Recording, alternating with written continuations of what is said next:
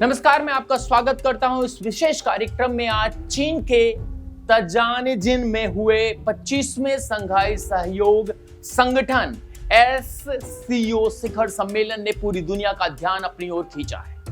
प्रधानमंत्री नरेंद्र मोदी, रूसी राष्ट्रपति व्लादिमीर पुतिन और चीनी राष्ट्रपति शी जिनपिंग की त्रिशक्ति ने वैश्विक राजनीति में एक नया अध्याय लिखा। जी हां, इस मुलाकात से अमेरिका में बड़ी बेचैनी और भारत की कूटनीति जीत की पूरी कहानी आज हम आपके सामने लेकर आए हैं। इसे छोड़कर कहीं नहीं जाइए। दोस्तों, तियानजिन में हुआ यह SCO शिखर सम्मेलन इतिहास में सबसे बड़ा था। 20 से भी अधिक विश्व नेताओं की उपस्थिति में सबसे ज्यादा चर्चा हुई प्रधानमंत्री नरेंद्र मोदी की, पुतिन की और शी जिनपिंग की। ये त्रिमूर्ति थी। जी हां, यह पीएम मोदी की 7 साल बाद चीन की पहली यात्रा थी। इसके कुछ विशेष पल रहे जिससे अमेरिका कांप गया। प्रधानमंत्री मोदी और पुतिन एक ही कार में द्विपक्षीय वार्ता के लिए गए। सबसे बड़ी बात, तीनों नेताओं के बीच गर्मजोशी भरी बातचीत और हंसते मुस्कुराते हुए चेहरे नजर आए जो अमेरिका को परेशान करने के लिए बहुत थे। पुतिन ने मोदी को प्रिय मित्र कहकर संबोधित किया और प्रधानमंत्री मोदी का ट्वीट आता है, लिखते हैं, राष्ट्रपति पुतिन से मिलना हमेशा खुशी की बात होती है। तियानजिन में बातचीत जारी है। यह त्रिशक्ति इसलिए महत्वपूर्ण है क्योंकि ये तीनों देश मिलकर दुनिया की आधी से ज्यादा आबादी और चौथाई अर्थव्यवस्था का प्रतिनिधित्व करते हैं। ट्रंप के व्यापारिक युद्ध के बीच इनका एक साथ आना वैश्विक शक्ति संतुलन में बदलाव का संकेत है। पीटर नवरो के तीखे हमले, जी हां, जली हुई है इनकी। व्हाइट हाउस के व्यापार सलाहकार पीटर नवरो ने इस मुलाकात से पहले ही भारत पर तीखे हमले शुरू कर दिए थे। उन्होंने भारत को क्रेमलिन के लिए तेल मनी लॉन्ड्रोमैट कहा। नवरो का बयान मैं आपको सुना देता हूं।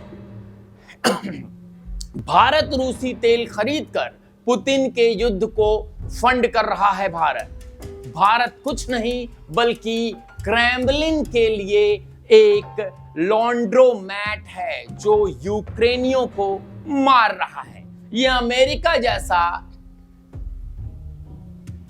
ऐसा देश कह रहा है। और सुनिए, हम आपको बताते हैं अमेरिका की चिंताएं क्या हैं। अमेरिका की चिंताएं सुन लीजिए। 50% टैरिफ का प्रभाव।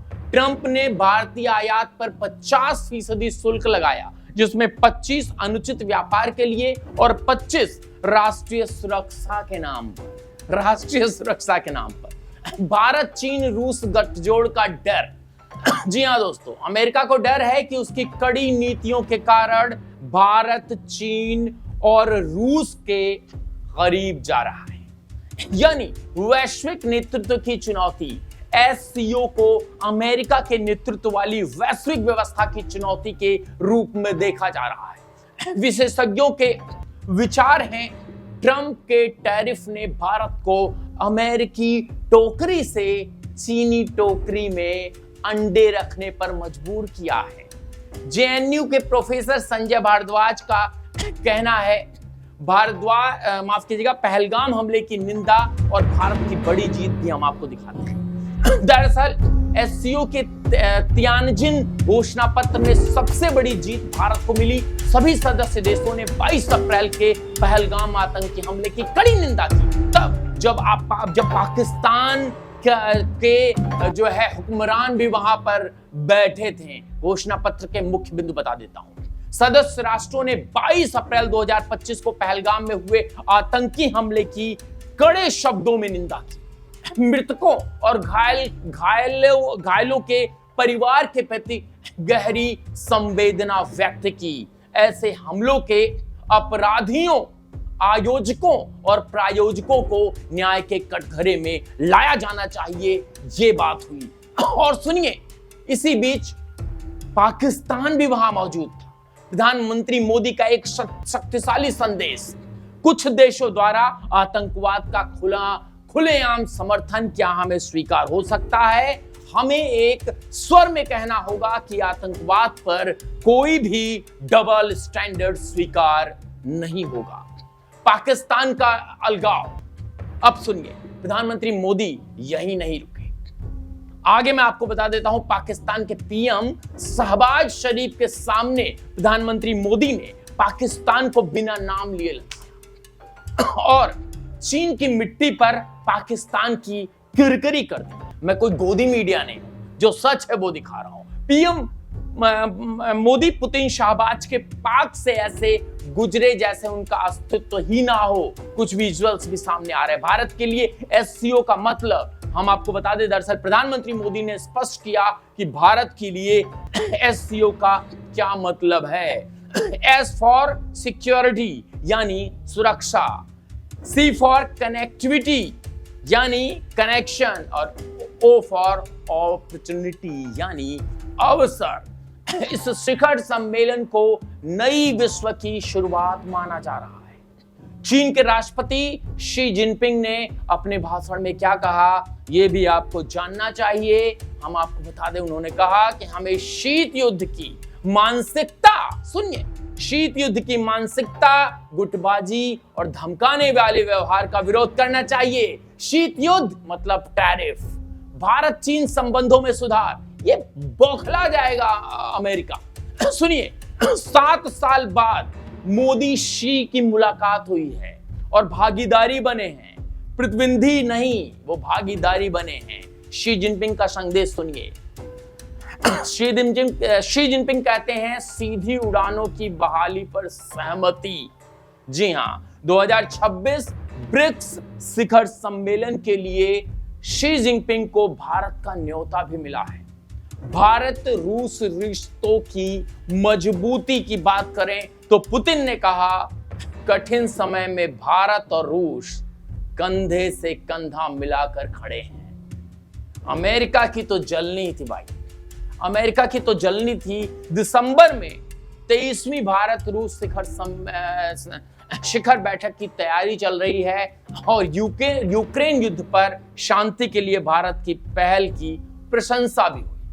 हम आपको बता दें, दरअसल अमेरिकी विशेषज्ञों की चिंता क्या है।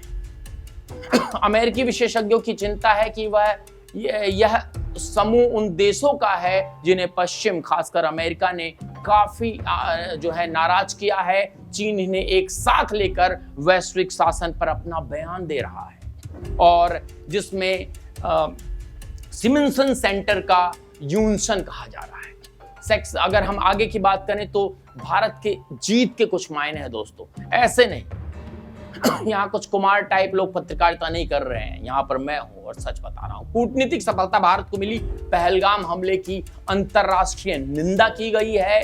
राजनीतिक संतुलन, जी हां, अमेरिकी दबाव के बावजूद अपनी स्वतंत्र नीति हम रखने के लिए बिल्कुल खुले हैं। वैश्विक पावर, 3 बड़ी शक्तियों के बीच भारत की महत्वपूर्ण स्थिति ये दर्शाती है कि हम कहां खड़े हैं। आगे की कुछ चुनौती के बारे में बात करें तो अमेरिकी टैरिफ का मुकाबला भी भारत को करना होगा। चीन के साथ सीमा मुद्दे पर समाधान भी भारत को करना होगा, जो एकदम होता हुआ नजर आ रहा है। रूस यूक्रेन युद्ध में भारत की क्या भूमिका होगी, इसको भी हमें डिक्लेयर करना होगा। हालांकि डिक्लेयर है और तियानजिन में हुई यह मुलाकात दिखाती है कि भारत अब वैश्विक मंच पर अकेला नहीं है। ट्रंप के टैरिफ वार से जो चुनौती आई थी उसका जवाब भारत ने अपनी ही कूटनीतिक सूझबूझ से दिया है। प्रधानमंत्री मोदी ने साफ कर दिया, भारत किसी दबाव में नहीं आएगा और अपनी राष्ट्रीय हितों के अनुसार नीति बनाएगा। अगर आप कहते हो अमेरिका फर्स्ट, तो यहां भारत फर्स्ट की नीति आज से नहीं 2014 से चल रही है। यह एससीओ शिखर सम्मेलन भारत की बढ़ती ताकत का प्रमाण है। अमेरिका की बौखलाहट और भारत की कूटनीति जीत दोनों ही दिखाते हैं कि इस 21वीं सदी में भारत एक महत्वपूर्ण खिलाड़ी बनकर उभरा है। दोस्तों, इस विशेष रिपोर्ट के साथ हम आपको बता दें कि दरअसल भारत की इस कूटनीति जीत पर आपकी क्या राय है, कमेंट्स बॉक्स में जरूर बताएं। और लगता है कि देश हित का काम कर रहे हैं तो हमारा नंबर है 9717458653। इस पे आप हमें सहयोग करें, बने रहें। बहुत बहुत